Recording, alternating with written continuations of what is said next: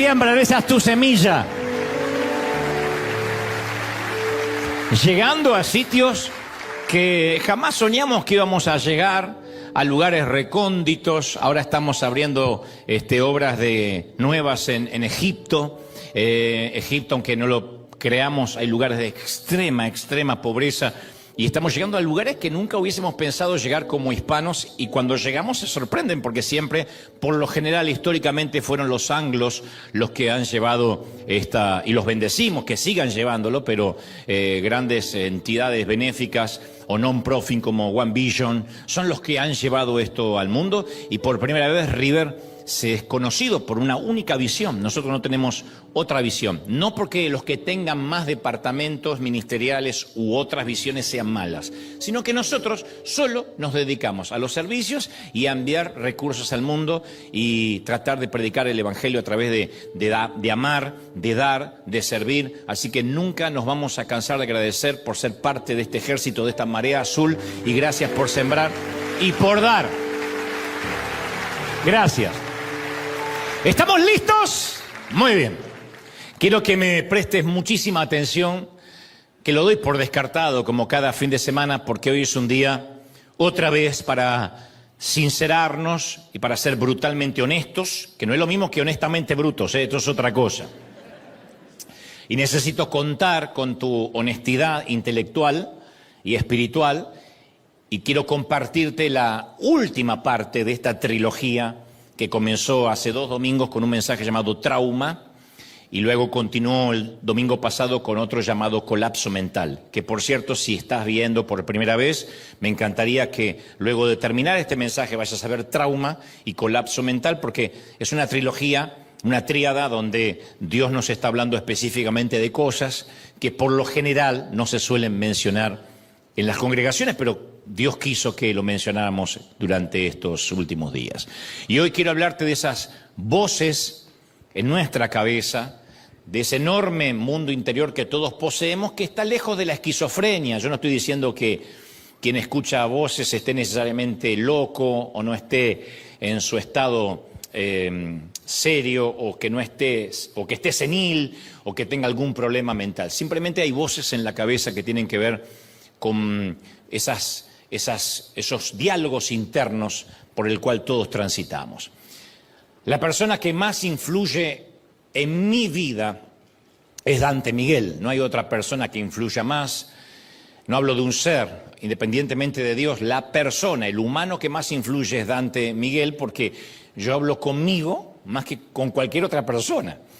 Vivo en un diálogo interno constante, interpreto, organizo, gestiono, analizo lo que sucede dentro mío y en mi entorno, alrededor. Y el problema es que lo que me suelo decir a mí mismo no siempre es muy bueno. Por supuesto están las cosas normales que me digo, como no te olvides dónde estacionaste el auto, recarga el celular, aléjate de cualquier conductor que tenga pinta de oriental, ¿no? Pero yo no me refiero a ese tipo de conversación interior. Lo que sí puede ser muy perjudicial es cuando nuestro diálogo interior se vuelve negativo, sobre todo cuando quedamos atrapados en un círculo vicioso de negatividad, ¿no? Sin darnos cuenta, es casi inherente a nuestra manera de ser. Solemos tener más de 6.000 pensamientos diferentes al día, y la mayoría de la gente enfrenta muchísimos pensamientos negativos, como no soy lo suficientemente espiritual, no soy atractivo o atractiva para el sexo opuesto, me falta inteligencia, carezco de capacidad. Entonces nuestros pensamientos a veces pueden producirse, generarse y multiplicarse de manera tan rápida y automática que probablemente no seamos conscientes de cuántos pensamientos negativos tenemos a lo largo del día. Y aunque la negatividad no es un diagnóstico psiquiátrico formal, cuando se torna persistente, cuando es consecuente, se transforma en la raíz de muchos trastornos emocionales, sociales, conductuales, ¿no? Porque de la negatividad se desprenden muchos comportamientos que a veces no nos damos cuenta por qué actuamos así. Alguien dijo, es imposible tener una vida positiva con una mente negativa. Imposible que nos vaya bien cuando transitamos los rieles de la negatividad. Pero lamentablemente la negatividad es adictiva, porque desencadena procesos bioquímicos, como te decía el domingo pasado, como la liberación de cortisol, dentro de estructuras muy específicas, el sistema límbico y la corteza cerebral, y las vías neuronales del cerebro, o sea que esto está confirmado que la negatividad hace mal. Y cuanto más tiempo nos aferramos a la negatividad, más reforzamos las vías neuronales del cerebro con esos pensamientos negativos. A la vez que filtramos los positivos. Los positivos a veces no los dejamos ni siquiera pasar o entrar a nuestra mente. O sea, la negatividad moldea la bioquímica del cerebro y hace que nos sea más fácil enfocarnos en los aspectos negativos de la vida o en los aspectos negativos de otros o de nuestro entorno. Y por lo general son patrones de pensamientos aprendidos. A veces, como decimos en tantas ocasiones, los heredamos de nuestro sistema de creencias.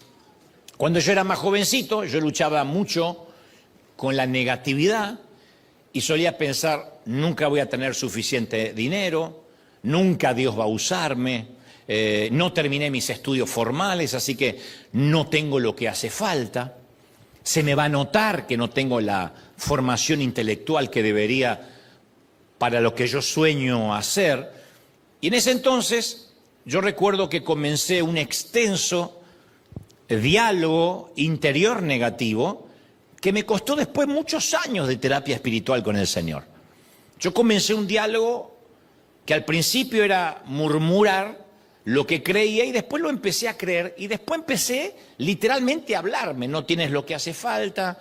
Iba a congresos, a conferencias a donde había otros oradores y decía, se me va a notar de que no tengo capacidad, no tengo los estudios bíblicos que se requieren, me falta retórica, me falta capacidad de oratoria, soy demasiado joven. Y esa voz en mi cabeza, o esas voces, me seguían susurrando, Dante, no seas tú mismo, porque a nadie le va a gustar cómo eres si descubren cómo eres. Entonces, invéntate un nuevo ser para que todo el mundo pueda admirar. Entonces, que me convertí, desde muy jovencito me convertí en un buen chico, cortés, simulando ser culto, no ir al culto, tener cultura, acervo cultural. Bien educado, discreto, atento, respetuoso. Leí muchísimo, dibujé otro tanto, pero yo reconozco que me sentía acosado en cada momento por ese sesgo de negatividad. Yo orbitaba en una zona sin ningún sentimiento profundo para mantener esa negatividad a una distancia segura. Y me construí un blindaje que cubrió mis emociones, pero también me negó el acceso a las emociones. Y mientras tanto, como dicen en psicología, ese impostor que yo presentaba de manera pública era seguro y a ese impostor no le interesaba que le dieran cariño o afecto.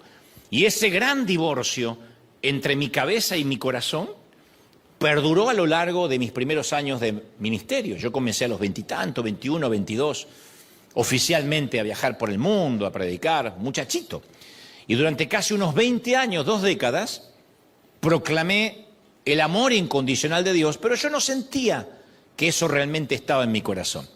Decirlo hoy así fríamente suena, wow, qué hipocresía. No era que necesariamente yo tuviera una doble vida, sino que me hice de un blindaje, insisto, para que la negatividad no me lastimara, para que la baja estima no me confiscara a no hacer más nada.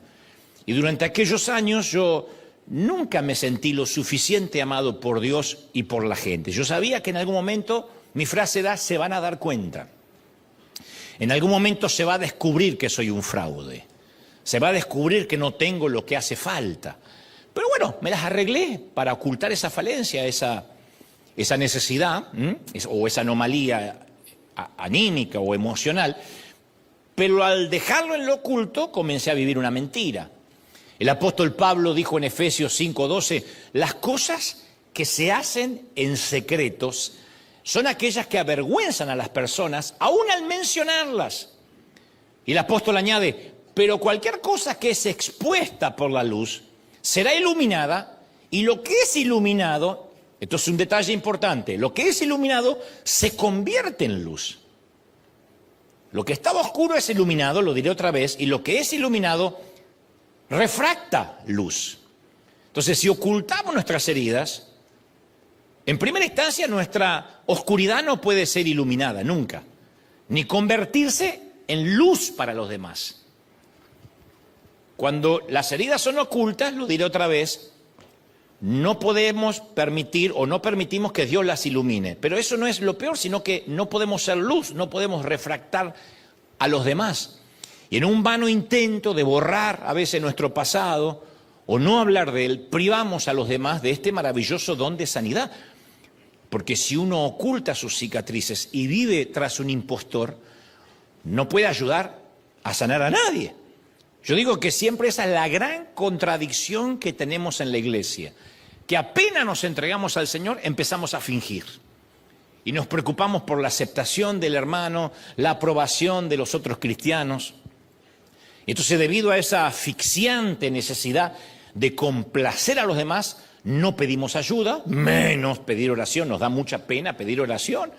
Entonces nace inmediatamente ese falso yo, la famosa hipocresía en las iglesias. Nace cuando en la infancia no nos sentimos a veces amados, o fuimos rechazados en la adolescencia, o abandonados en la edad adulta. Entonces, para lograr esa aceptación y aprobación, el falso yo suprime u oculta los sentimientos, por lo tanto, hace que la honestidad emocional, que la honestidad espiritual sea imposible, o lo que es peor, nula. Vivir a partir de un falso yo nos crea un deseo compulsivo de presentar siempre una imagen perfecta al público. Hermano, estoy en victoria, todo me va bien, nunca me enfermo, para que todo el mundo nos admire y nadie nos conozca como realmente somos. Entonces, la vida del impostor necesita experiencias externas para proporcionar una fuente personal de significado. El impostor siempre es lo que hace, nunca quién es.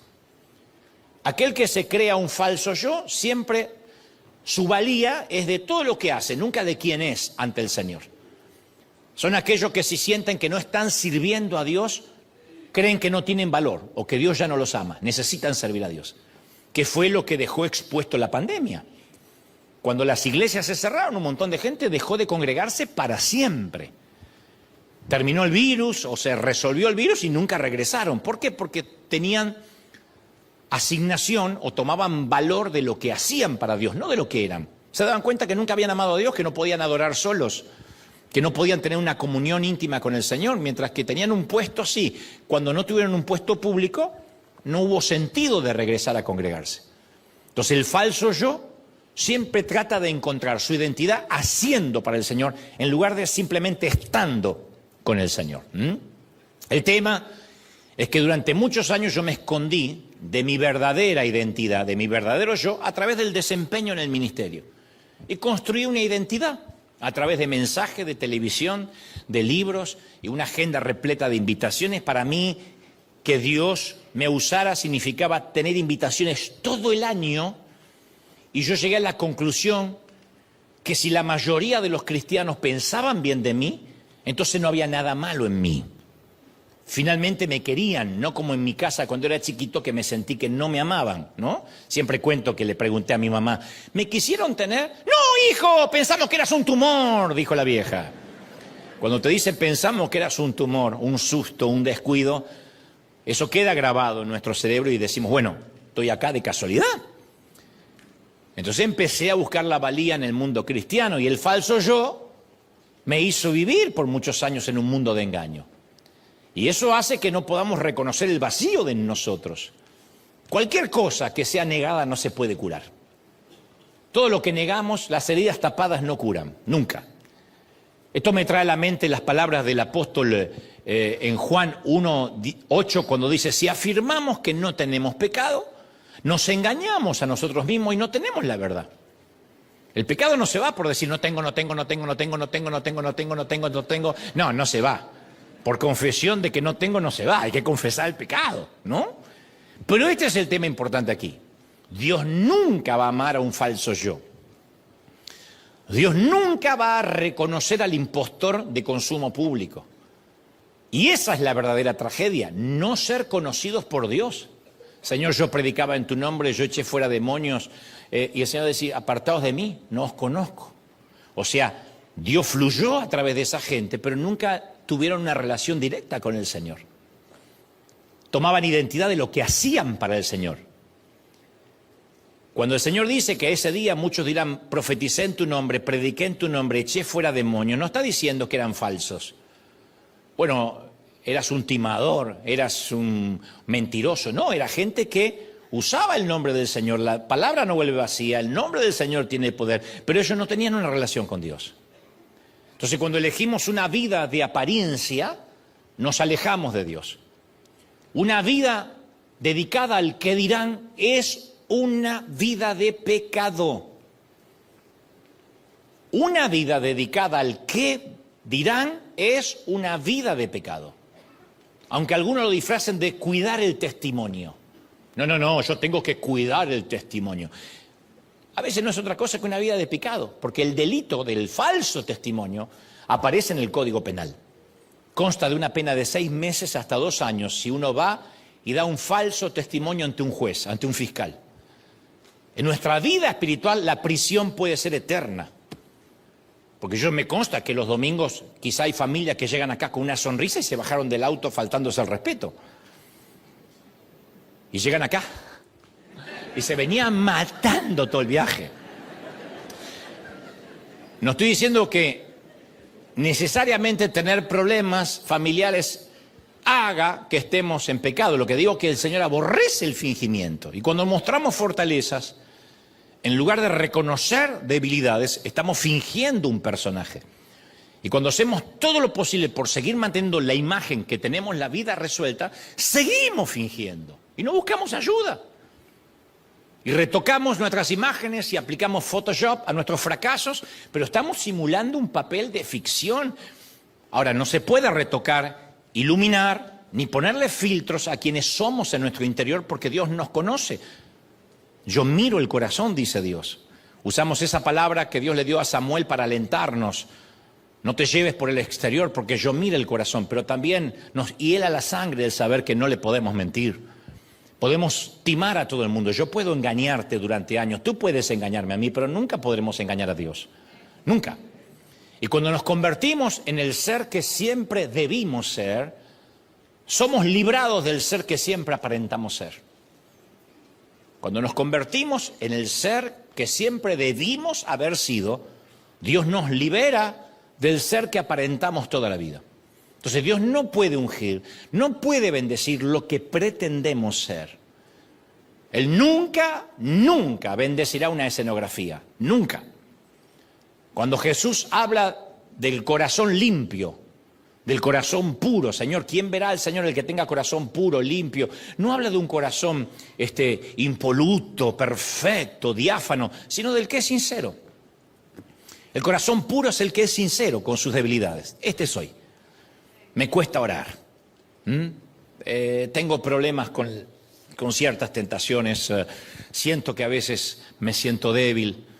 La autenticidad subyuga y agrada el corazón de Dios. Dios siempre va a preferir el quebranto genuino antes que la espiritualidad fingida. ¿A quién va a escuchar Dios? ¿Al publicano o al fariseo? Al que dice, Señor, yo sigo toda la Torá y las 613 leyes. O aquel que dice, sé propicio de mí, pecador. Dios siempre va a preferir el corazón contrito y humillado antes que la unción fingida. Yo hace poco leía que una de las señales del narcisismo es que el deseo de ser admirados es más fuerte que el de ser amados. Hay gente que prefiere la admiración antes que el amor genuino. Es muy doloroso, pero es verdad. Es el flagelo de las redes sociales, simular que somos felices para que nos admiren. Hay gente que se va de vacaciones para buscar la foto. Esa foto que quiere subir para que las amigas vean, para que los amigos vean. Entonces, las redes sociales pueden ser herramientas muy útiles, desde luego, pero también pueden transformarse en el control de las apariencias. un mundo de apariencia. Y creamos la foto de la familia perfecta, de los hijos perfectos, y adoptamos el fingimiento, nos ponemos en modo avatar como un estilo de vida. Y cuando vivimos en modo avatar, ahí es cuando se asoma el delito religiosamente correcto, el delito del falso testimonio. Viste que los novios siempre suelen actuar, fingen durante las citas románticas, especialmente las primeras. No hay novio ni novia que no finja. Ella tiene unas ganas de comerse una hamburguesa así, pero pide una lechuga. Porque queda feo, ¡ay!, que le salga el pepinillo así. Se muere de hambre. En unos años va a comer como Moby Dick, pero ahora... Y los novios siempre huelen bien, son simpáticos. ¿Por qué? Porque muestran su versión avatar para seducir al otro, ¿no? Pero si van a tener una relación real, es agotador vivir en ese modo fingimiento, en modo citas. Es más, hay parejas que se casan sin conocerse porque se conocieron en el modo citas. No estoy diciendo necesariamente que tenga que convivir, pero solo fueron citas. Y ella no vio cómo él trata a sus padres, qué relación tiene con la madre. Él no vio cómo ella explota bajo presión o ella como él estalla cuando las cosas se ponen feas. Entonces, no quieres pasar el resto de tu vida con alguien con el que saliste a cenar unas 4 veces y ya decides casarte. ¿Qué es amar? Es estar relajados, sin miedo a que nos juzguen. No tenemos que fingir ni esconder verrugas, ni tenemos que lucir más guapos. Podemos decir lo que tenemos en mente. Entonces, con Dios podemos bajar la guardia porque no necesitamos esconder nuestros defectos. Es una locura esconder los defectos ante Dios. Y la satisfacción es plena, profunda, porque es más fácil ser uno mismo sin tener que sostener una falsa identidad. Decíamos hace un par de domingos los que tuvimos la costumbre de orar pensando que Dios tiene baja estima y decimos: Señor, Dios omnipotente que creaste los cielos y la tierra, el Dios de Abraham, Isaac y Jacob. Y Dios dice: ya me sé la Biblia, al punto, lo que vamos. Claro, es una relación con Dios, no un casting para quedar en la película. No obstante, ¿cuántas veces nos sentimos obligados a proyectar una imagen, lo que llamamos el testimonio? El testimonio si se tiene, se ve solo. El testimonio es inherente, el testimonio va dejando una huella sin que nosotros tengamos que forzarlo. Pero cuando no mostramos a los demás nuestra verdad, se crea una versión fragmentada de nuestra personalidad. Y el exterior no coincide con el interior. Y nos preocupa más la impresión que damos a los demás que la persona que realmente somos. Eso es desgastante, es agotador. Es agotador vivir por el que dirán. Porque como digo siempre, nadie, esto va a ser muy duro, pero lo diré otra vez, nadie se va a querer enterrar contigo, ninguno de tus seguidores de las redes. Cuando llegue el momento que te bajen a la tumba, no vienen los seguidores, me dejan enterrarme con él porque lo seguía mucho. No. Siguen a otro. Te quitan el like y siguen a otro que te vivo. Es así. En nuestras iglesias, por lo general, todo está enmascarado, perfumado, disfrazado. Por eso seduce tanto cuando vemos a alguien real, cuando vemos a alguien humano, de verdad, ¿no es cierto? Pero bueno, regresando al tema de hoy. ¿Qué nos decimos cuando nos hablamos a nosotros mismos? Porque en mi caso, me causó todo esto que te acabo de contar. En el afán de escapar de la negatividad que me recordaba mi baja estima, todo lo que me dije en mi diálogo interior me quitó años de autenticidad. Yo tuve años que quería parecerme a Benny Hinn.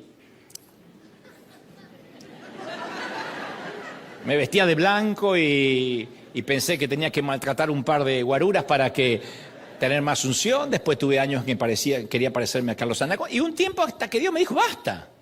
Pero yo no quería eso por una cuestión infantil, sino porque yo no me sentía cómodo en mi piel. Porque a mí me salían los chistes y a mí me salía esta manera de hablar y no me sale el gritar y no me sale la chiripiorca. Entonces yo, si no me sale, vamos a ver si la podemos inventar para poder encajar. Y fueron años en que mi diálogo interior me decía: realmente has sido fallado, naciste con problemitas, hay un cablecito suelto, tienes que intentar encajar en el status quo, en el establishment. Tienes que intentar encajar con el resto. Proverbios 4:23 afirma, ante todo cuida tus pensamientos porque ellos controlan tu vida. Tus pensamientos, nuestros pensamientos controlan nuestra vida. Los psicólogos llaman al poder del diálogo interno principio cognitivo-conductual, que básicamente demuestra que nuestros pensamientos influyen en nuestras creencias, en nuestra manera de creerle a Dios. Y eso tiene un efecto en nuestras emociones. Y las emociones tienen un efecto en nuestras acciones. Entonces, mi paráfrasis simplificada, para nosotros, los que no somos psicólogos, nuestra vida siempre se mueve en dirección a nuestros pensamientos más fuertes. Tal es lo que piensa una persona, tal es él. Ya sean esos pensamientos positivos o negativos. El apóstol Pablo escribe en Romanos 8:5, los que viven conforme a la carne fijan la mente en los deseos de la carne. En cambio, los que viven conforme al Espíritu fijan la mente en los deseos del Espíritu. Añade el apóstol, la mente gobernada por la carne es muerte, mientras que la mente que proviene del Espíritu es vida y paz. Paz. ¡Qué maravilloso! Es paz. ¿No es lindo? Quiere decir que la mente gobernada por la carne no es paz, es falta de ella. Ahora, yo estoy consciente que vivimos rodeados de negatividad, ¿sí? Además de los impuestos, el tránsito, los parientes, las grietas políticas, las suegras, tenemos los celulares. Los celulares. Hace años, si nuestros padres querían enterarse de lo que sucedía en el mundo, tenían que comprar el periódico matutino, a veces una vez por semana, o esperar el noticiero de la televisión de las 8 de la noche. Ahora cargamos todos pequeños dispositivos que constantemente nos alimentan de negatividad. A eso se suman las redes sociales, donde podemos leer las opiniones negativas de todos los odiadores seriales del mundo. Como dijo alguna vez Humberto Eco, antes de las redes sociales, el petulante, el maleducado, el igualado, medio borracho, decía sus bravuconadas en un bar, mientras sostenía una copa de vino en la mano y era inmediatamente callado. Ahora esos opinan en las redes sociales a la altura de un premio Nobel.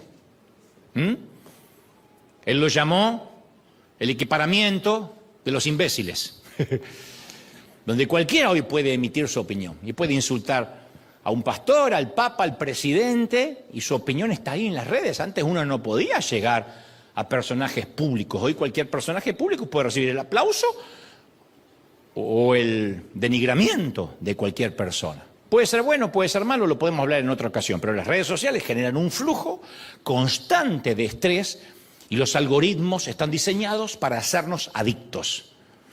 Las plataformas están diseñadas para ser adictivas. Por algo, quienes inventaron las redes sociales no le permiten a sus hijos tener celulares. Nunca compres lo que vendes, dijo Pablo Escobar.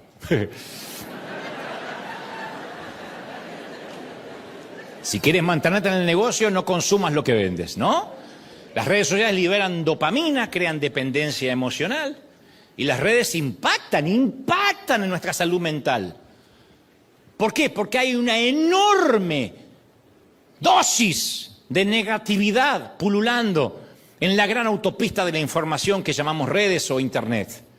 Es como si todos los días nos azotara un huracán de sucesos hirientes, palabras hostiles, perniciosos, perversos, odiosos, dañinos, personas que no dejaremos pasar por la vereda de nuestra casa para que no contaminen a nuestros hijos, entran a través de nuestros dispositivos.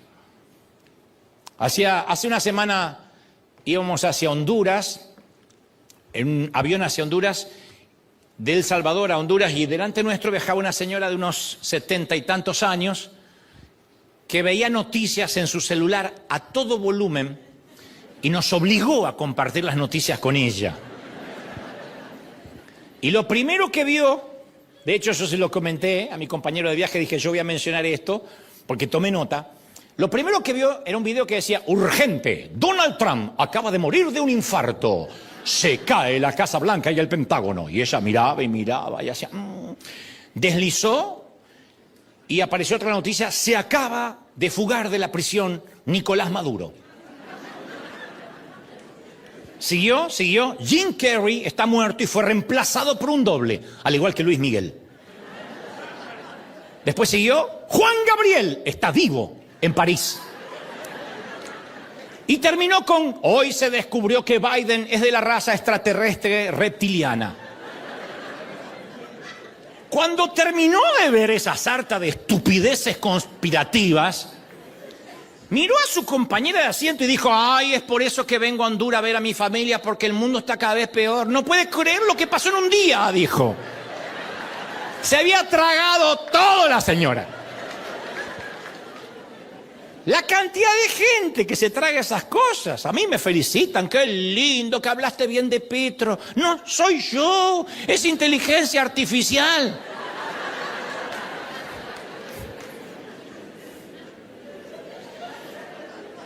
Pero la negatividad se nos da de manera fácil, natural, casi orgánica. Porque nos atrae la negatividad como la popusa a un salvadoreño, nos atrae. Nos atrae. Todos tenemos una tendencia a la negatividad. Por ejemplo, posteas una fotografía en Instagram, 10 personas te dicen que te ves muy guapo, muy guapa. Una te dice, o uno te dice, wow, se te vinieron los años encima. La verdad, ¿en cuál te enfocas? ¿Qué es lo que te queda? Hay 10 que te dicen, qué joven. Hay uno que te dice, upa, te pasó un camión. ¿Cuál es el mensaje que te queda? Otra pregunta, ¿qué se difunde más rápido en las redes sociales? ¿Algo positivo, útil? ¿O algo negativo y perjudicial? Por eso hay tantos vídeos, no creerás esto. Murió Marcos Witt. Y tiene miles de views. Se supo la verdad sobre fulanito de tal. Todo esto hace que vivamos en una negatividad crónica mezclada con una sarta de mentiras que pululan hoy en día en Internet. Recuerda que Pablo, el apóstol, expresó que una mente gobernada por la carne, que deja fuera a Dios, es muerte. Cuando nos ponemos al timón, ponemos a dirigir nuestro barco a la carne, es muerte, y no es una metáfora. Yo vi una conferencia que describía un estudio en el cual se presentaba un nuevo procedimiento quirúrgico imaginario a dos grupos diferentes de personas. Al primer grupo le dijeron que la nueva cirugía tenía un 70% de probabilidad de éxito. 70% de que la cirugía iba a salir bien. Y les preguntaban si consideraban que era un buen procedimiento teniendo en cuenta que 70% de probabilidades de que saliera bien estaba incluido en esa cirugía.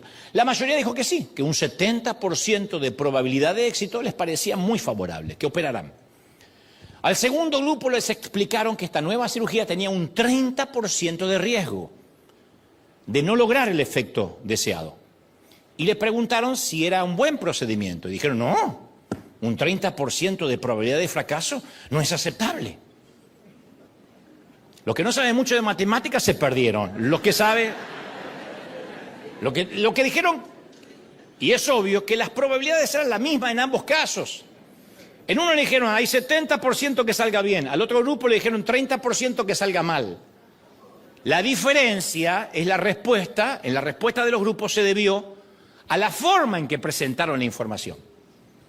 Pero lo que ocurrió a continuación es lo más interesante. Los investigadores volvieron al primer grupo y le comentaron, por cierto, con este procedimiento también hay un 30% de probabilidad de fracaso. ¿Están seguros que sigue siendo un buen procedimiento? ¿Me están siguiendo, no? El primer grupo, que le dijeron que el 70% de éxito estaba incluido en la operación, dijeron, sí, es muy bueno. Pero ahora fueron y le dijeron, pero miren que hay un 30% de que salga mal. ¿Se mantuvo firme el criterio del grupo? No. Dijeron, no lo habíamos pensado. ¿Cómo no lo había pensado, bruto? Si tiene 70% de probabilidad de bien, hay un 30% que no. Pero la mayoría cambió de opinión y consideró, no, un 30% es mucho. Un 30% malo es mucho. Cambió de opinión. Se dirigen al segundo grupo y le dicen, por cierto, ustedes son los que dijeron que 30% de negatividad es malo, ¿no? Bueno, pero tengan en cuenta que hay un 70 de éxito en esta cirugía, 70 de que salga bien, al segundo grupo. ¿Están seguros que no es un buen procedimiento? Cabría esperar que, al igual que con el otro grupo, al resaltar la otra información positiva, cambiarían las perspectivas, pero no fue así. Este segundo grupo mantuvo su valoración negativa de la cirugía. No. Pero mira que hay un 70 que salga bien. No. Hay un 30 que salga mal. ¿Y por qué este grupo no cambió? Porque lo negativo se graba con más facilidad en nuestro cerebro y permanece más tiempo que lo positivo. Lo negativo se graba a fuego. Por eso, si no somos cuidadosos, es muy fácil tener pensamientos negativos y quedarnos empantanados en ellos. Como decimos siempre, la mayor parte de lo que decimos a nosotros mismos, de nuestro diálogo interno, de esas voces en mi cabeza, crean vías neuronales negativas, surcos. Y la negatividad se convierte en un hábito y llega a ser nuestro estado natural. Perdemos nuestra salud emocional y no nos damos cuenta.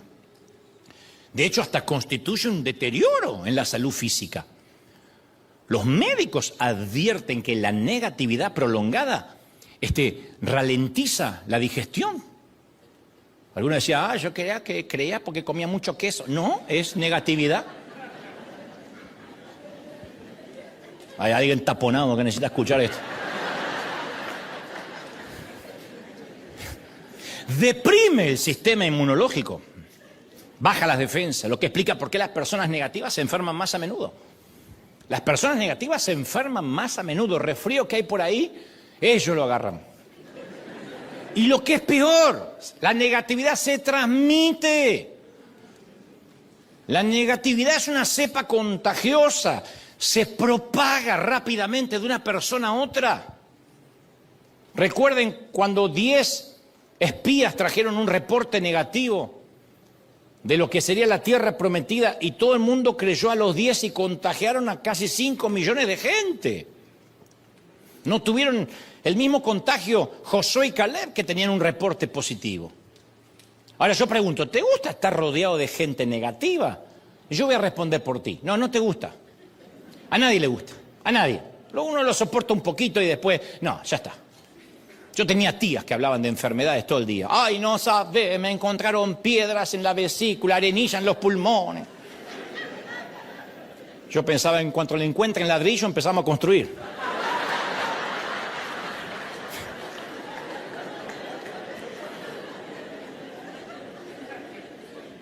Es posible que te sientas cómodos con algunos amigos negativos porque ya pasaron mucho tiempo juntos, porque comparten el hábito de criticarlo todo y eso te parece un planazo, un buen plan. No obstante, ¿te gusta eso? ¿Te sientes mejor al final del día, en la vida, con Dios, con los demás? No. Te drena, te vampiriza. El chisme puede ser muy atractivo, pero al final deja un sinsabor agrio de muerte. Otra pregunta, si eres negativo, ¿será divertido estar contigo?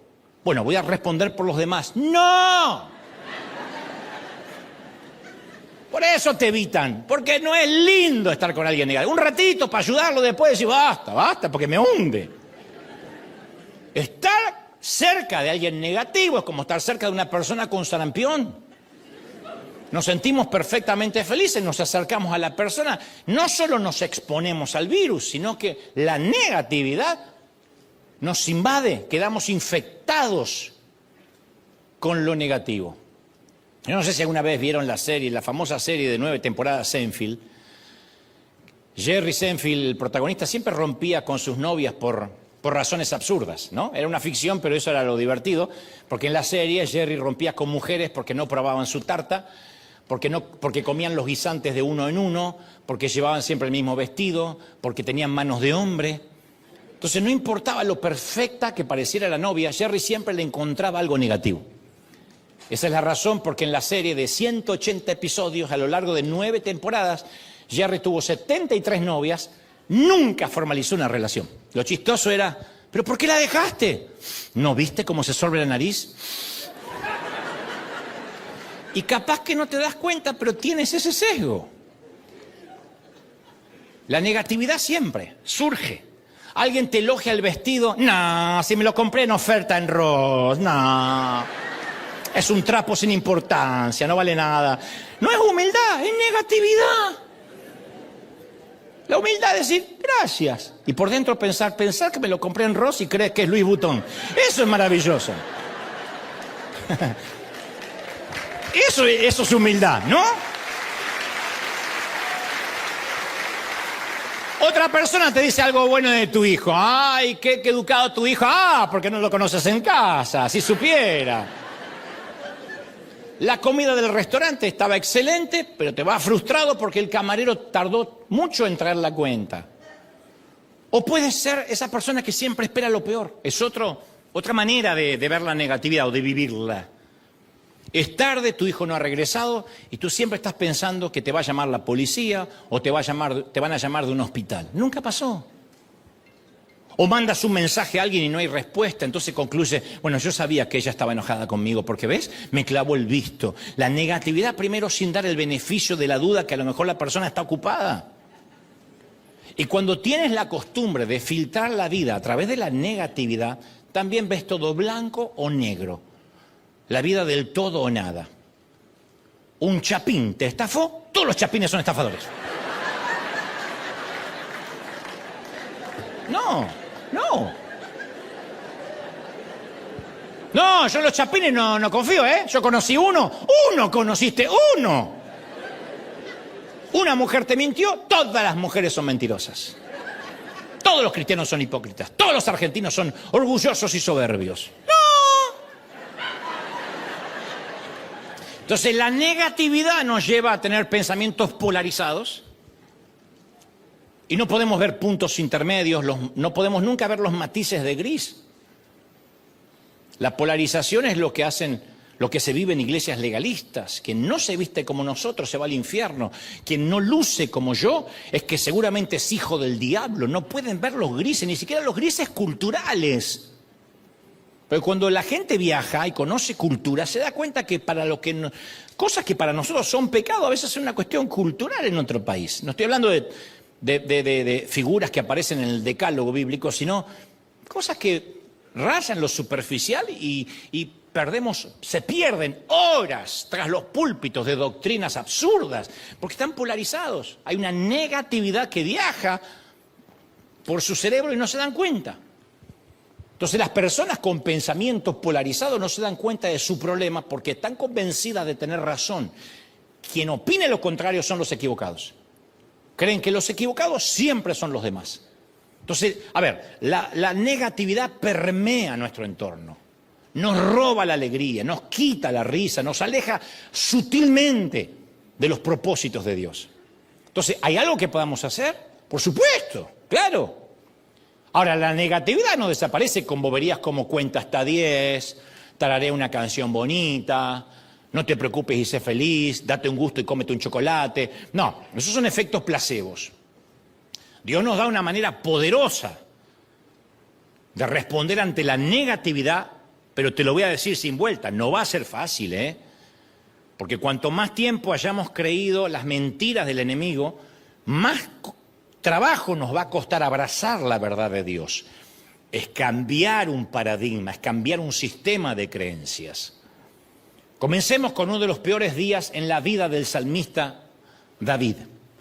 Yo te voy a compartir apenas dos pasos sencillos que le salvaron la vida a David, lo sacaron del pozo de la negatividad y en lo particular me está ayudando a vencer la negatividad que de tanto en tanto quiere regresar como un sesgo que se resiste a ser erradicado.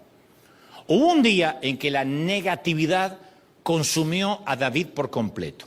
Antes de convertirse en rey de Israel, David fue un líder militar, ¿sí? Un día, al regresar a casa de la batalla, David y sus hombres encontraron que el enemigo había causado estragos en el campamento de David y los muchachos. Primer libro de Samuel 33 dice que cuando David y sus hombres llegaron, encontraron que la ciudad había sido quemada, que sus esposas y sus hijos habían sido llevados cautivos, secuestrados. Entonces David y los que estaban con él se pusieron a llorar y a gritar hasta quedar sin fuerzas. Claro, volver de una batalla y darse cuenta que no hay hogar, que no hay esposas, que no hay hijos, que no hay pequeños, que los bebés fueron arrancados de las cunas y no sabes qué suerte corrieron si los mataron a todos. ¿Cómo no van a gritar hasta quedarse sin fuerzas? Ese fue un mal día. Habían perdido todo lo que poseían. Peor aún, no sabían dónde estaban. Si hubieses sido David, ¿qué habrías hecho? Espera antes de responder porque la situación va a empeorar. David se angustió, dice la Biblia, porque la tropa, los soldados, su infantería, hablaban de apedrearlo. Se sentían amargados por la pérdida de hijos e hijas y creyeron que era una mala estrategia de su líder de no haber dejado una guardia y haber enviado todos a la batalla. Sus propios hombres eran guerreros leales que él había liderado valientemente en la batalla, se volvieron contra él, lo culparon y conspiraron para matarlo. Eso es mucho más que un mal día, ¿sí? Es uno de los peores momentos, se cree que es el momento más bajo que jamás David tuvo. Todo lo positivo en su vida había colapsado en menos de 24 horas. Había perdido la familia que amaba, la confianza de los hombres que dirigía. Yo espero que nunca hayas tenido un mal día como el de David, aunque seguramente sí has enfrentado días aciagos, pero sin duda nunca habrás tenido un día así, ¿no? Que perdiste toda tu familia y que los enemigos se los llevaron. Tal vez sí cometiste un error garrafal y te defraudaste a ti mismo, defraudaste a tus seres queridos, incluso le fallaste a Dios. Eso es malo. O te descubrieron en una mentira y sentiste que el mundo se te desplomó como un castillo de naipes. O llegaste al límite de tus fuerzas y sentiste no poder continuar. ¿Cómo impedimos que todo lo negativo que nos rodea envenene nuestro interior? ¿Cómo evitamos que se active nuestro reflejo de negatividad y terminemos bajo una manta depresivos como Dios nos habló el domingo pasado? ¿Cómo controlamos esas oleadas de pánico? Bueno, vamos a ver qué hizo David. Dos cosas sencillitas, que es lo que te voy a dar en el recetario hoy. Primero, David dice, se fortaleció en el Señor su Dios. Literalmente lo dice así, se fortaleció en el Señor su Dios. En lugar de ahogarse en un torrente de negatividad, encontró David su fortaleza en el Señor. A mí me gusta cómo lo traduce la Nueva Versión Internacional, dice, pero cobró ánimo y puso su confianza en el Señor su Dios. Parece un infantilismo, pero no es un tema menor. Tengamos en cuenta lo que David no hizo. No publicó en Instagram, amigos, estoy teniendo el peor día de mi vida, no van a creer esto. No adoptó su posición de yoga más relajante. No llamó a un amigo para desahogarse y maldecir. No sabe lo que pasó. En cambio, se fortaleció en el Señor su Dios. No es un tema menor. Número 2. Luego de eso, hizo lo que sabía hacer. David sabía hacer algo, que es cambiar su diálogo interior. ¿Cómo lo sé? Por los salmos. David suele darse órdenes a sí mismo muchas veces en sus canciones. Alaba, alma mía, al Señor. Nota que no está alabando a Dios, le está diciendo al alma que lo alabe. Alaba, alma mía, al Señor. Alabe todo mi ser su santo nombre. Alaba, alma mía, al Señor, insiste. Y que mi alma no olvide ninguno de sus beneficios. Le está ordenando al alma cómo debe alabar. ¿Qué no debe olvidar? ¿Qué debe recordar? Porque Él perdona todos mis pecados, mis dolencias, rescata mi vida del sepulcro, me corona de gran amor y misericordia, colma de bienes y mi juventud se renueva como el águila. Él tiene un montón de trovas, de escritos donde Él se ordena a sí mismo. Algunos cantantes o algunos compositores dicen que hablar en tercera persona no es una buena composición, sin embargo David solía hacerlo mucho. A veces hablaba directamente con Dios y a veces se hablaba a sí mismo. Y hay cada vez más estudios que demuestran que hablar con uno mismo, sobre todo en voz alta, es poderoso, es eficaz, porque uno articula, como dije el domingo pasado, lo que está en la mente. David sabía que para fortalecerse en el Señor tenía que reemplazar los pensamientos negativos con pensamientos positivos de Dios. Así que David se ordenó a sí mismo alabar a Dios. Alaba, alma mía, Jehová. Ordenó a su alma que recordara todas las cosas que Dios había hecho por él. Yo me imagino a David diciéndose a sí mismo, alaba a Dios, David, no escuches a tus hombres. No olvides que Dios te ungió como rey, que te eligió, que te apartó. No olvides que te libró del león, del oso, te dio valor para enfrentar a Goliat. Te dio la victoria ese día cuando eras un muchacho.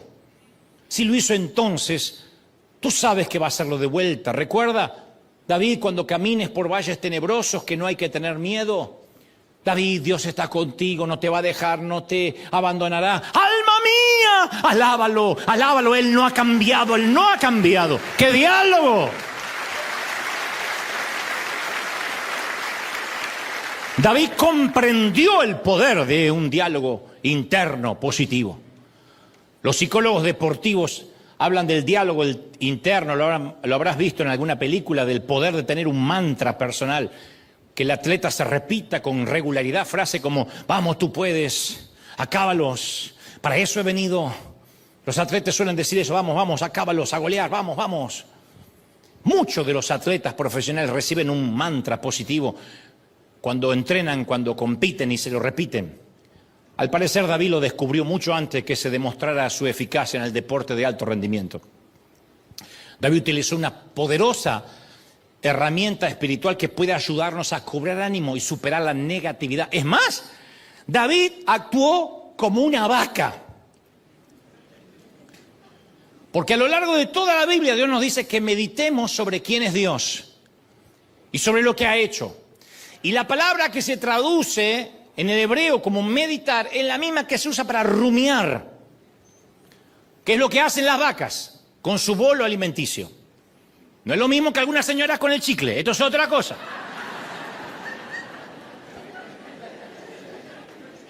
Rumiar es una función vital para animales herbívoros que almacenan comida en el rumen y luego la regresan para una segunda masticación. Dirán, qué asco. Pero las vacas toman un bocado de hierba, lo mastican, lo tragan, lo vuelven a subir a la boca, lo mastican un poco más, lo tragan de nuevo, lo vuelven a subir a la boca, lo mastican un poco más, lo vuelven a tragar. Yo sé que es un asco, pero así funciona.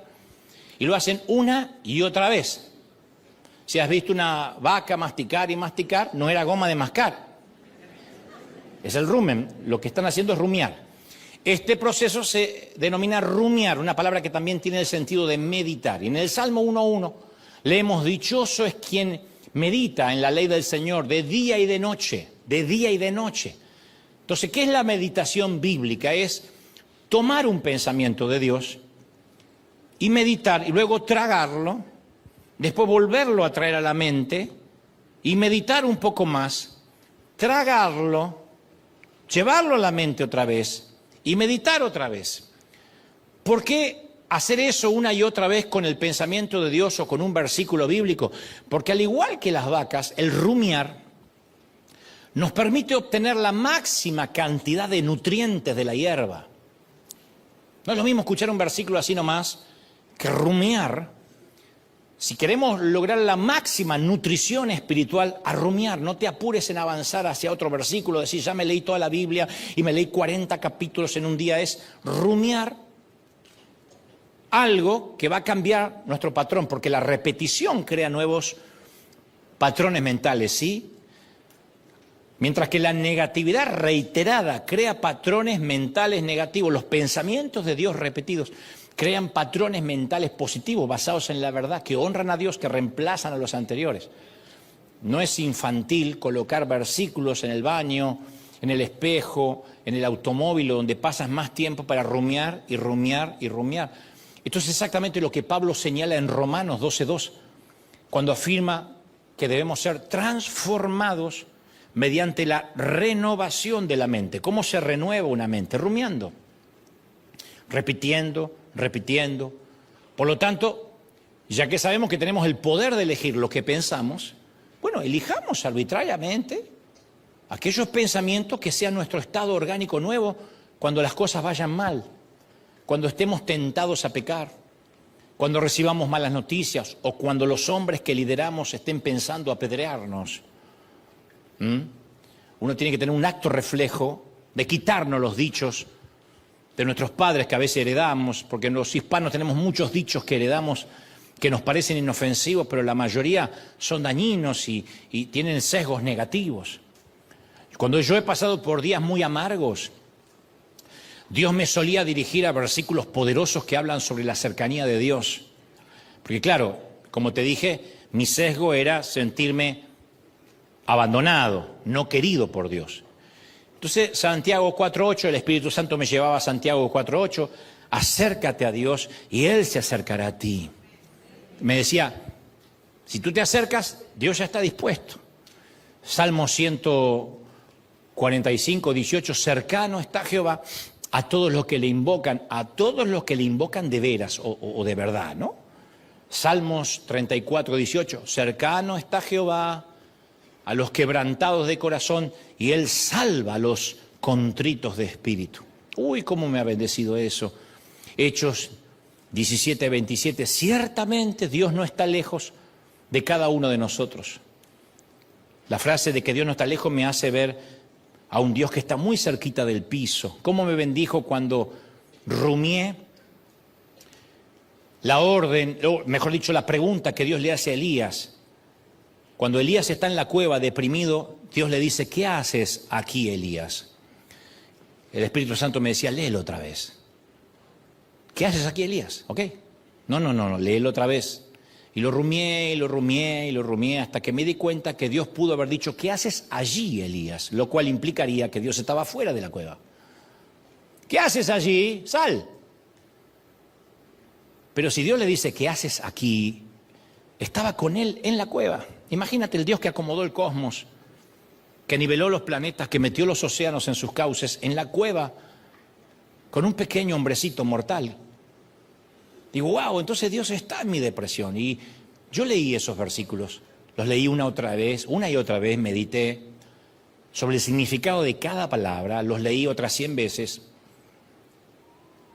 consideré detenidamente el orden de las palabras, lo leí otras 100 veces, rumié. Yo tenía que dar vuelta a la negatividad que viajaba por mi cerebro. Oré esos versículos, sobre todo oraba sus palabras. Señor, tú estás cercano, tú estás cerca. A veces palabra por palabra, otra vez improvisaba oraciones a partir de esas palabras como un músico de blues. ¿Vieron cómo hacen los morenos? Y cantaba, tan cerca de mí, tan cerca de mí. Y luego decía, así es, Señor, tú nunca te has alejado de mí, siempre estuviste ahí. Que hasta lo puedo tocar, Jesús está aquí. Así es Dante, lo puedo tocar como la mujer que tocó el borde de su manto. Cantaba, le hablaré sin miedo al oído, le contaré cosas que hay en mí, sé que solo a él le interesará, él es más que un mito para mí, tan cerca de mí. Y lo cantaba. ¿Sabes qué pasó? Quedó grabado en mi cerebro. Creé un patrón mental sobre que Jesús estaba cerca mío. Y así fue como el Señor está cerca de mí, pasó a ser la banda original sonora de mi día a día, mi soundtrack. Como un atleta de alto rendimiento, esas palabras se convirtieron en mi mantra personal. Y al cambiar mis pensamientos, cambió mi vida. Porque la cercanía de Dios comenzó a llenar cada fisura de mi alma. Míralo a tu lado, caminando y paseándose en la multitud. Muchos no le ven porque ciegos van, ciegos de ceguera espiritual, tan cerca de mí, cantaba, tan cerca de mí, que hasta lo puedo tocar, Jesús está aquí. Y lo cantaba hasta que el patrón empezó a cambiar. Y es posible que hayas estado nadando en un mar de negatividad. Y crees en las paranoias que circulan en YouTube, te hacen sospechar de casi todo, como la señora que viajaba a Honduras delante nuestro.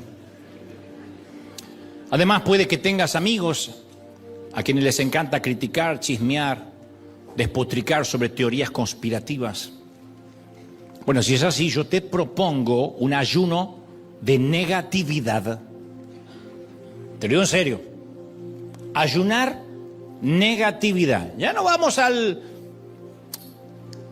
extremo de ayunar redes o ayunar celular, lo cual vendría bien, pero una buena manera de empezar es ayunar todo lo que nos suma. Esto no me suma. No, esto no me suma, esto me resta. Lo que no suma, resta. Lo que no suma, resta, siempre. No es que lo que no suma no ocupa lugar, lo que no suma, resta. Entonces es hora de cortar cualquier cosa o relación que te deprima.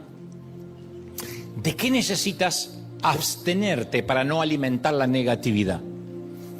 Por lo menos no vamos a alimentar el monstruo. ¿Qué necesitas rumiar para crear nuevos patrones mentales? Yo todavía recuerdo cómo Dios quitó esas voces de mi cabeza de a poquito, esas que me decían que yo no era digno de ser amado. Fue a medida que comencé a rumiar sus promesas, se desvaneció de a poquito el impostor, yo entré en contacto con mi autenticidad, me reconcilié con quien yo era, con mis síndromes, con mis anomalías. Entendí que Dios me había formado así desde el vientre de mi madre con un propósito. Mi anhelo por el reconocimiento humano y afirmación desapareció. Mi deseo de ser perfecto había trascendido mi deseo por Dios. Y tiranizado por esa mentalidad, interpreté la debilidad como mediocridad. Yo creía que la vulnerabilidad era falta de espiritualidad. La gente no me va a respetar si cuento mis luchas. Pensaba que la autenticidad socavaba la autoridad. Yo me sentía seguro con Dios solo cuando me veía noble, generoso, amoroso, sin cicatrices, sin miedo, sin lágrimas. Y Jesús me quitó ese velo del desempeñismo perfeccionista. Y cuando fui perdonado y fui libre, fue como si me extirparan un tumor. No se extrañan los tumores. No guardamos fotos del tumor. No ponemos un cuadro con la foto del cáncer. Yo aprendí de a poquito a permanecer en el momento presente sin necesidad de deslumbrar a los demás. Perdí el miedo al qué dirán. Me di cuenta que cada vez me importa un poquito menos lo que la gente piense y eso me va haciendo cada día un poquito un hombre más libre.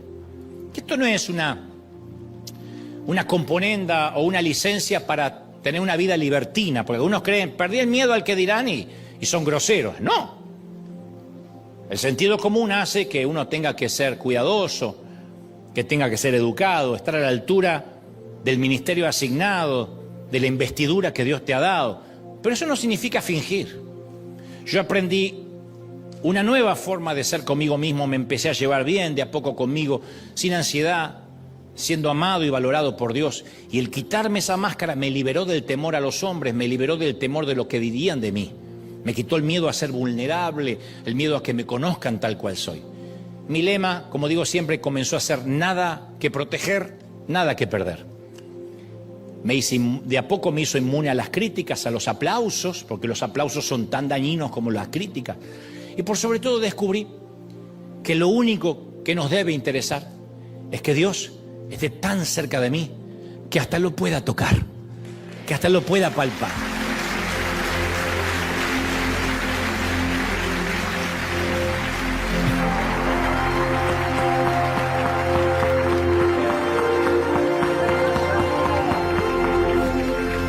Dale un aplauso de agradecimiento. Un aplauso de agradecimiento al Señor de señores. Rey de reyes. Bendito eres.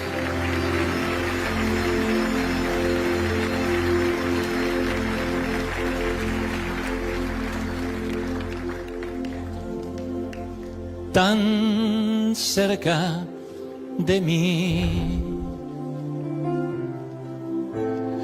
Tan cerca de mí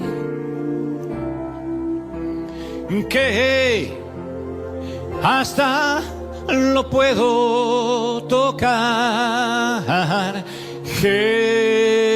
Jesús está aquí. Dice, tan cerca de mí, tan cerquita, ahí está. Tan cerca de mí, que hasta lo puedo tocar. Jesús está aquí. Qué maravilloso. Padre, he hablado una vez más lo que creo me has dicho que diga. Sé que tú has hablado donde yo no llego, que es el corazón. Imprime, afecta, cambia a propósito. Transforma nuestras vidas, nuestros corazones. Hacemos lo que David, tomamos fortaleza en ti, Señor, en ti nos fortalecemos. Tú nunca has fallado, tú eres fiel. Nosotros sí te fallamos, tú sigues siendo el mismo ayer, hoy y por los siglos. Tú estuviste con nosotros aquella vez junto al león y el oso. Nos diste valor para enfrentar los Goliat del desaliento, de la depresión, de la escasez. Estuviste transitando con nosotros el valle tenebroso de lágrimas del cementerio y del hospital. Y siempre nos fortaleciste. No vas a cambiar ahora. No, no cambiarás. Vamos iglesia, vamos a fortalecernos en el Señor. Vamos a recordar lo que Él ha hecho por nosotros. Recuerda, recuerda, recuerda, dice Dios. Yo sigo estando en el trono. Yo sigo siendo fiel, nos dice el Señor. Vamos, vamos, vamos. Tomamos la primera parte de esta oración para recordar. Mira que no te he fallado, mira que he estado, mira que te he acompañado. Te he sostenido, dice el Señor. Recuerda, yo no cambio. En segundo lugar, vamos a cambiar el paradigma mental. Vamos a rumiar. Vamos a rumiar algo que nos bendiga. Algunos recordarán la cercanía de Dios. Otros, tú eres sanador. Tú estás conmigo en las tribulaciones. Señor, eres mi pronto auxilio en la tribulación. No temeré a saeta nocturna ni a pestilencia de día o de noche. Tú me sostendrás, tú me sostienes. Alma mía, recuerda quién te sostiene. Vamos, ordena el alma, ordena el corazón, ordena la mente a recordar quién es el Señor. Hace mucho que el alma zozobra y no puede adorar. Ordénale al alma, mente, alma, adora a Dios. Sirve a Dios. Adora a Dios, porque Él ha hecho maravillas por ti, alma. Vamos, rumía, vamos a rumiar, vamos a meditar en el Señor. Y en esa meditación hay sanidad, hay refrigerio, hay nuevo paradigma para pensar. Padre, ahora que estamos casi por irnos, te ruego que quites toda negatividad, que todo pensamiento que no es tuyo se vaya, que todo lo que afecta, que todo lo que oprime, que todo lo que deprime desaparezca. Yo proclamo, Dios, un nuevo tiempo para River, un nuevo tiempo para aquellos que hoy están aquí y su mente empieza a cambiar. Nuevas autopistas mentales, nueva forma de ver la vida. He aquí, lo viejo pasó, Dios hace todas las cosas nuevas, mija. Príncipe, princesa, todas las cosas son hechas nuevas, aún la renovación de tu mente que empieza ahora. Cambia los dichos. Cambiemos. Padre, cambia nuestra mente.